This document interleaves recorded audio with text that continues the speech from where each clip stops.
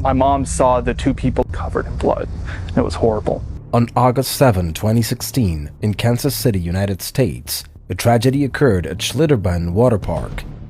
Its biggest tourist attraction, the Viaduct, was the tallest slide in the world, designed to provide an exciting and extreme adventure with all the safety measures for the whole family. However, no one would suspect that in reality, no person was safe at all. A passenger would receive such a brutal blow that their head would detach from their body. Amusement parks and fairs. What is supposed to be quintessential family fun turned tragic for one family. 6 went to the park and 5 came back. What is hidden behind one of the most shocking accidents in the history of water parks? What went wrong with the attraction that was supposed to be the most exciting and safe? This is the story of the last raft that was launched from the tallest slide in the world and that would end up destroying an innocent family. It all started in 2012 when the co-owner of Schlitterbahn Water Parks, Jeff Henry, along with a designer named John Shuley, had the idea of building the tallest slide in the world in just a few weeks. But why the hurry? Jeff had to quickly come up with a new and refreshing announcement to share with the public, since the place was going to appear in a TV show about water parks. Eager to take advantage of the platform, they came up with announcing the first thing that came to their minds. Without considering the little time they had left, he told the whole country that they would seek the Guinness World Record with the colossal construction of tallest slide in the world. I always set out to break all the records. I want to be the first at the bar to buy a drink, and I want to be the first to meet a pretty girl, and I want to be the first at everything, and I want to have the biggest, the tallest, and the fastest rides in our parks. Besides the irresponsibility of building a structure of epic proportions in such a short time, another problem presented itself to the creators. Neither Henry nor Shuley had any knowledge of mechanical engineering to solve the problems that such a construction entails that are associated with the complex laws of physics. The challenge was for the steep descent to not cause the passengers to fly off in the curves, given the high speed reached in a few seconds.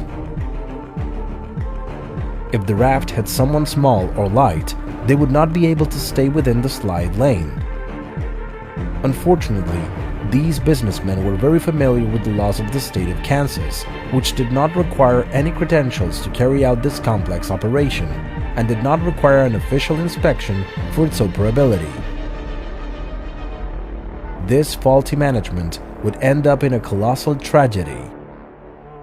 There is no Kansas statute and no city codes that really allow us to go in and inspect the operation of those rides. In terms of whether the ride was designed properly or operates the way it should, we have no authority to check any of that.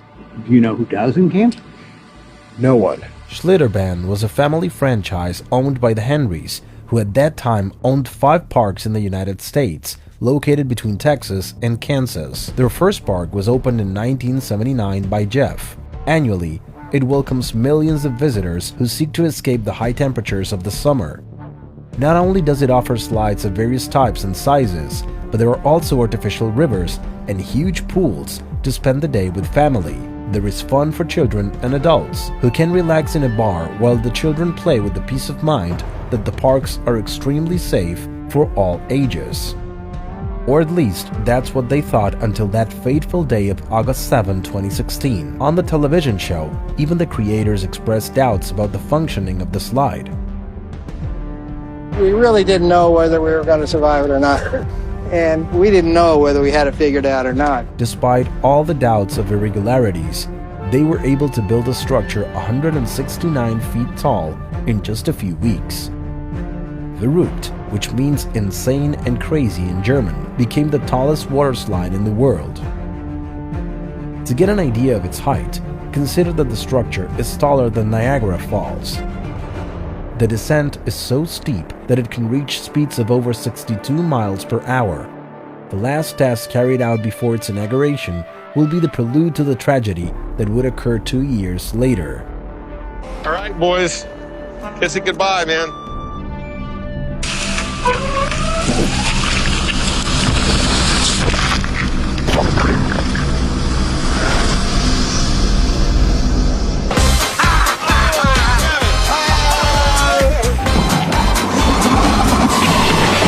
It fell backwards, tipped over, and killed every sandbag in there. We got enough done that we're all comfortable with what we saw, so we're good to go for tomorrow. If we mess up, it could be the end. Finally, the Verrückt attraction was inaugurated in July 2014, and it did not take long to attract fun and thrill seekers by the thousands. Because of course, what adventure lovers wouldn't be tempted to launch themselves along with 2 other passengers, plunging near 17 stories vertically straight down inside a rubber raft at extreme speed. And when you reach the bottom of the slope, you go back up dramatically another 5 stories to go down again on a slope, ending up covered in water. All this in just 18 seconds. For 2 years, millions of people were able to experience this extreme adventure until the day the last passengers boarded the tallest slide in the world. On August 7, 2016, the park was celebrating Elected Official Day, a promotion that Schlitterbahn offered where it gave free admission to elected officials of the state and their families. Among them was the Schwab family, whose father was a representative from Kansas. He gladly accepted the invitation and decided to spend the day at the park with his wife and 4 children. However, he would never imagine the real cost that this free pass would have. 6 went to the park and 5 came back. Caleb, 10 years old and one of Scott's sons, along with hundreds of people, climbed the 264 steps to the top of Verrückt, which at that time already held the record for being the world's largest water slide. From the top, the whole city of Kansas could be seen, offering a real spectacle. Caleb got on the front of the raft and put on a Velcro belt and a shoulder strap. Behind him, 2 women aged 32 and 25 completed the raft. The minimal safety measures for the passengers were a recurring criticism from visitors. They have a little net over the top, so it looks like they'll catch you if you fly off of it. The stitching was coming out of the boat. I did not feel safe on that ride at all. I did not feel safe with just a piece of Velcro holding me in and me having to hold myself in. But despite everything, people continued to seek the experience of plunging down the slide, just like Caleb. Once seated, everything seemed normal when the gate opened. The raft moved and leaned forward to start the dizzying descent. Within a few seconds, it was already passing the second hill, but instead of staying in its fiberglass channel and continuing its course, the raft flew through the air. Caleb's head hit a net and a semicircular metal hoop at the top of the slide. The impact with the hoop caused his head to separate from his body instantly. It was a very loud, just a boom boom. I knew immediately that somebody had fallen off the raft. We just heard this loud cracking noise almost, and so we all looked and we saw that there was the supports that hold the netting in place that's over the slide. A couple of them were all bent and jagged out of place. My mom saw the 2 people on the other behind the second and third row seats, and they were just covered in blood. It was horrible. One of the guys was still screaming, and so I told him, I said, there's nothing we can do. During the investigation, it would be revealed that this was not the first accident to occur on Verrückt. Between 2014 and 2016, 11 customers reported being injured due to bumps inside the raft, others hitting their heads and even their rafts flying off, like in Caleb's case. However, Schlitterbahn never disclosed this information to the public. During the investigation, macabre details would come to light about how they were able to bypass the law to operate and the decisions they made that led to one of the most scandalous disasters in water parks. More than an accident, this tragedy was the result of serious negligence, combined with such arrogant individuals who would be willing to play with people's safety to achieve their ambitious goals. They found a perfect place to carry them out, a state with regulation laws so precarious and insufficient that they didn't see a problem when they were presented with this monstrous project. Unbelievably, just 3 days after Caleb's accident, the park opened its doors to the public. People flocked in. We weren't sure whether to come or not, but we decided to go ahead and come, and but kind of mixed feelings. But the kids were looking forward to it, and we decided to come, and we brought some flowers with us because it just felt odd coming and not doing anything or recognizing it. Co-owner Henry and his accomplice Shuli were brought to justice for this tragic incident. They were charged with assault, endangering a child, involuntary manslaughter of Caleb, and interfering with law enforcement. The men skipped crucial steps in the design, construction, and safety testing of the structure and rushed to build a thrill ride without the necessary expertise, creating a deadly ramp. And they knew it.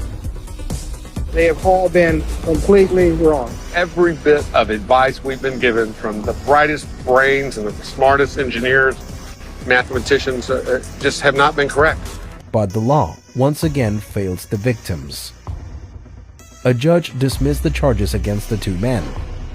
What measures were taken after the death of a 10-year-old boy on the tallest water slide in the world? The slide was demolished in 2018, and the water park has been closed since 2019. Workers will begin to reveal the extremely low levels of oversight. The only inspections we've ever done is just people riding down slides one time, saying, "Oh, it's okay. You're good to go for the rest of the day now." Around 4,200 people end up in the emergency room due to accidents at water parks in the United States, one of the most dangerous amusement locations. In the search for extreme thrills and unforgettable experiences, we must prioritize safety at all times. It is important to be aware of the risks associated with recreational activities and make sure to follow the rules and warnings provided by the park operators. Safety is everyone's responsibility, and we must take measures to protect our lives and those around us. Both water parks and theme parks must follow rigorous protocols, conduct frequent inspections, and have properly trained staff to ensure that the attractions are safe for all visitors.